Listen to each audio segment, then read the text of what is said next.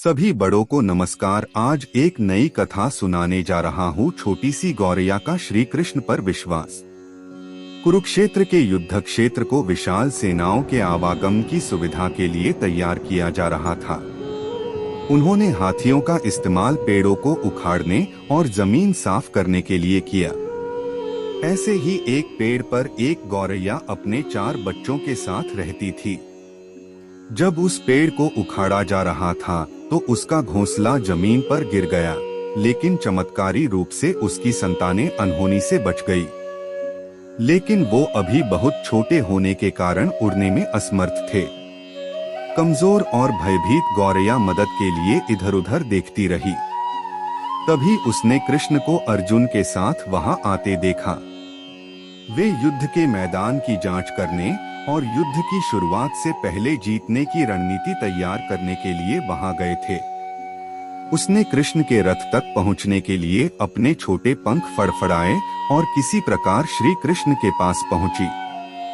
हे कृष्ण, कृपया मेरे बच्चों को बचाएं, क्योंकि लड़ाई शुरू होने पर कल उन्हें कुचल दिया जाएगा।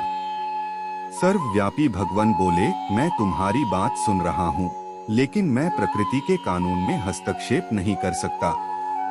गौरैया ने कहा, हे भगवान, मैं जानती हूँ कि आप मेरे उद्धारकर्ता हैं। मैं अपने बच्चों के भाग्य को आपके हाथों में सौंपती हूँ। अब यह आपके ऊपर है कि आप उन्हें मारते हैं या उन्हें बचाते हैं। काल चक्र पर किसी का बस नहीं है।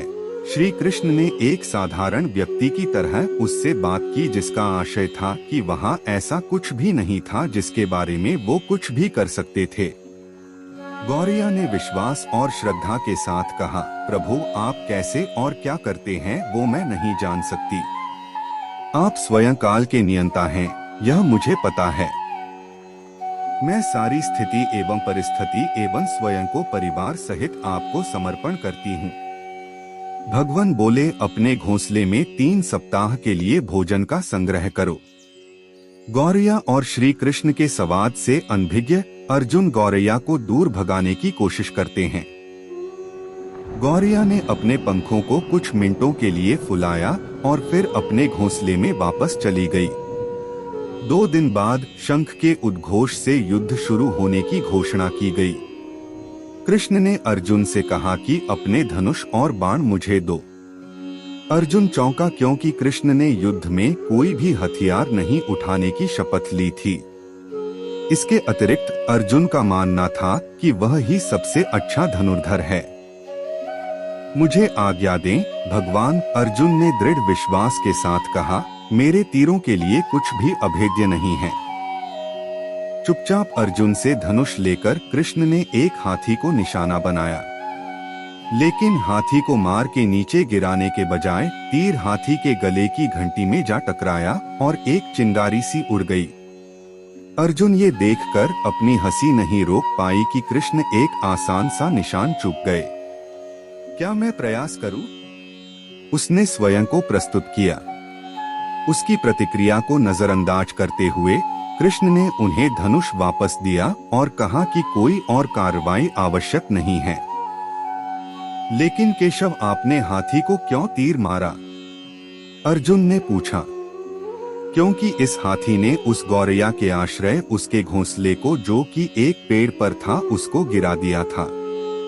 कौन सी गौरैया? अर्जुन ने पूछा। इसके अतिरिक्त हाथी तो अभी स्वस्थ और जीवित है, केवल घंटी ही टूटकर गिरी है। अर्जुन के सवालों को खारिज करते हुए कृष्ण ने उसे शंख फूंकने का निर्देश दिया। युद्ध शुरू हुआ। अगले 18 दिनों में कई जानें चली गईं। अंत में पांडवों की जीत हुई। एक बार फिर कृष्ण अर्जुन को अपने साथ सुदूर क्षेत्र में भ्रमण करने के लिए ले गए। कई शव अभी भी वहां हैं, जो उनके अंतिम संस्कार का इंतजार कर रहे हैं। जंग का मैदान गंभीर अंगों और सिर बेजान सीढ़ियों और हाथियों से अटा पड़ा था। कृष्ण एक निश्चित स्थान पर रुके और एक घंटी, जो कि हाथी पर बांधी जाती थी, उसे देखकर विचार करने लगे। अर्जुन, उन्होंने कहा, क्या आप मेरे लिए यह घंटी उठाएंगे और इसे एक तरफ रख देंगे? निर्देश बिल्कुल सरल था, परंतु अर्जुन के समझ में नहीं आया। आखिरकार विशाल मैदान में जहां बहुत सी अन्य चीजों को साफ करने की जरूरत थी, कृष्ण उसे धातु के एक टुकड़े को रास्ते से हटाने के लिए क्यों कहेंगे? उसने प्रश्नवाचक दृष्टि से उनकी ओर देखा। हाँ, यह घंटी, कृष्ण ने दोहराया, यह वही घंटी है जो हाथी की गर्दन पर पड़ी थी जिस पर मैंने तीर मारा था। अर्जुन बिना किसी और सवाल के भारी घंटी उठाने के लिए नीचे झुका। जैसे ही उन्होंने इसे उठाया, उसकी हमेशा के लिए जैसे दुनिया बदल गई।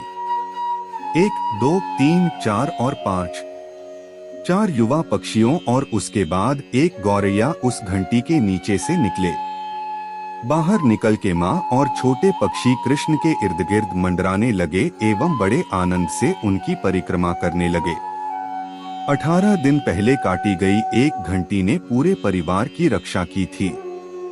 मुझे क्षमा करें हे कृष्ण, अर्जुन ने कहा। आपको मानव शरीर में देखकर और सामान्य मनुष्यों की तरह व्यवहार करते हुए मैं भूल गया था कि आप वास्तव में कौन हैं। दोस्तों, इस वीडियो में बस इतना ही। मिलते हैं अगले वीडियो में। अपना ख्याल रखिएगा। मेरे चैनल को सब्सक्राइब करें और लाइक करें ताकि मैं आप सबके लिए ऐसे ही वीडियो बनाता रहूं। जय श्री कृष्णा।